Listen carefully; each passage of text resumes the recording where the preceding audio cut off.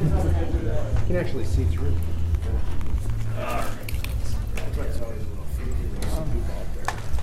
Monona Bay has got ice fishermen all over the place.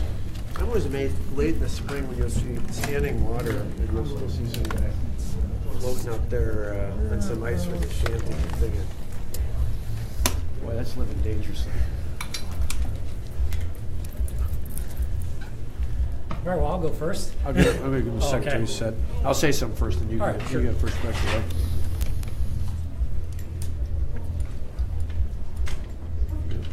Just sneak through right there. All right. Great. Well, good to be here at Business Day, really talking with employers about how Wisconsin's working. Certainly it's working when it comes to the economy. 3% unemployment, lowest we've had in our state's history, tied with where it was in the 1990s when Tommy Thompson was governor. Not just is unemployment down, but we see the participation rates one of the highest in the country, so that means that people really are in the workforce, and we want that to continue. But we see Wisconsin's working not only when it comes to employment, we see it in terms of education, we see it in terms of healthcare. We're ranked number one in the nation for the quality of our healthcare systems. We continue to have our students have some of the best scores for ACT scores and graduation rates. We want that to continue, and obviously part of that today was talking about how Wisconsin's working, making sure we don't want to go backwards and screw that up, but at the same time talking with the folks here about encouraging members of the legislature to help us finish off the last bit of our ambitious agenda. Was pleased to sign the law yesterday that'll help us drive premiums down. At the same time, more choices I believe will go up in terms of providers in the marketplace, plans in the marketplace when it comes to health care. A big part of our agenda and a big part of our health care stability plan. For us, we're pleased with the progress we've seen on things like education, with the not only historic investments, but building on that with sparsity aid to help rural school districts. And we want to make sure that for the last remaining portions, the child tax credit, getting those dollars in the hands of working families, making sure that we do more to finish the job up, if you will, on the Rural Economic Development Fund and a number of other key initiatives, even things as simple as getting the Senate to take up pre-existing conditions. Those are things we're confident that we can move forward on. And when we do, it'll be a very successful session, which will help keep Wisconsin moving forward. So, Phil, you the first one? Yeah, the alcohol czar bill seemed to come out of nowhere a couple weeks ago. What were your thoughts on that when it popped up? For us, as we mentioned at the time, we were so focused on our agenda. A little surprised that got the kind of attention it did, because really for us, there's a couple key things we ran through today. And we're fairly confident those are the things the legislature is going to focus on in the last few days. Will your tax credit bill pass even if the Senate's opposed to the sales tax holiday? Yeah, I think so. I mean, I think in the end we're going to find a way to get the child tax credit. That's what I asked for in the State of the State. I've called through or talked to each of the senators in the majority and feel confident they're supportive of the child tax credit. And I think as we address this and a few other tweaks, other things, some of the work on the juvenile justice reform, which we think is incredibly important. I think there are ways we can work on all that, but it's got to be policy-based. It can't be just one or the other. If there are changes or tweaks made, we can work with the Assembly and the Senate on that, but it's got to be very narrowly focused. I think by and large, as Senator Darling, I believe, said yesterday, she's supportive, for example, on the juvenile justice reform. We just got to find a way to get this forward. I think as long as we keep talking. The difference here is in Wisconsin, we actually get things done, unlike Washington. We saw it in healthcare. We're seeing it in other issues. I think in the last few days here, while it's an interesting discussions going in and out of session, I think we're going to get our agenda done. The Democrats have proposed a lethal violence protective order process, similar to what Governor Scott in Florida has proposed after the Parkland shooting. Would you support that kind of a process in Wisconsin? We're looking at an entire package to look at school safety and other issues related to that. So my hope is we've been talking, actually started last week, with some members of the legislature, had some more talks today. There's more we can do, but we'll announce that in total. I don't want to get ahead of my colleagues in the Assembly and Senate, but I think there's an active interest in a comprehensive plan overall. Attorney General Brett Schimmel talked about being willing to train teachers to carry gun in the classrooms. Is that an idea that you're considering? No, I don't think that's. There's plenty of things we can do. When I think about post 9/11 and how we made changes in our country to make sure that we were safe, getting into airports and getting onto airplanes.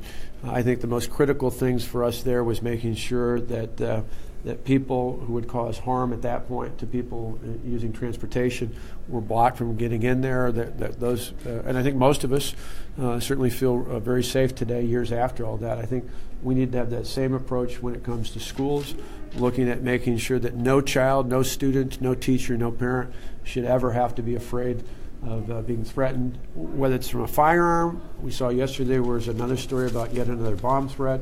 Whether it's any other weapon out there, it's not just limited to one thing. I think in general, students, teachers, faculty, and parents need to make sure that they feel safe.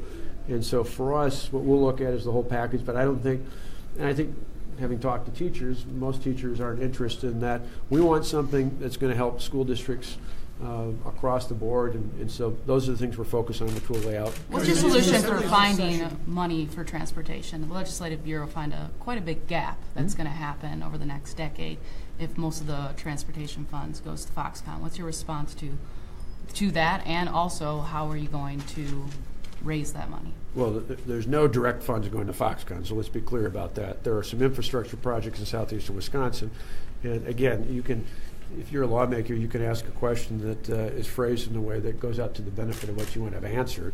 I think that's what the case is here. We have still put more money into local road aids for counties and municipalities across the state than most of them gotten in a couple decades now. So we made a commitment statewide to focus on transportation. If Democrats in the legislature want to raise the gas tax by 25, 50 cents a gallon, which when you add up all the different ideas, depending on which approach they're taking, could be as much as that potentially out there, depending on what they're advocating out there. I think they need to tell the people of the state and not just throw out shots out there, but tell them how much they're willing to raise the gas tax. I, for one, will never raise the gas tax in this state unless there's a corresponding decrease in the tax burden elsewhere. I don't want the hardworking people of the state to have to pay more overall than they pay right now, and so I'm willing to look at ways we can make additional investments in the transportation going forward, but I, for one, am not going to raise the overall tax burden on the hardworking people of the state. If Democrats want to, again, like I say, whether it's 25 cents a gallon, 50 cents a gallon, $1 a gallon, whatever it might be, I think they need to stop focusing on memos and start being upfront with the people of the state of Wisconsin as to how much they want to raise their gas tax. You've got some campaign contributions from the NRA. Do you support how they've responded to the Parkland shooting? A lot of people have expressed some concerns about their calls for more guns in classrooms. You say you don't support that. For us, my special interest is the people of the state of Wisconsin. And so if people support me or not based upon my positions and my actions, it's open to anyone out there that wants to support me based upon my actions. But I think it's pretty clear, as you just stated in your question, I don't agree with the premise that the answer is to putting more teachers into training to have them armed in the classroom. I think there are other ways that we're going to roll out in the next few weeks. So I think that's a good example where we're independent from anyone, be it an organization, the president, or anyone else. We have our own approach about issues that are in the best interest of people. But you're planning to continue to accept contributions from the NRA? I don't. If groups make contributions in terms of what they do advocating for issues or candidates, that's not a direct contribution. Can you just clarify something? Are you going to do a This is a special follow-up and a session or what? clarification on something. Can you answer Patrick's question after mine?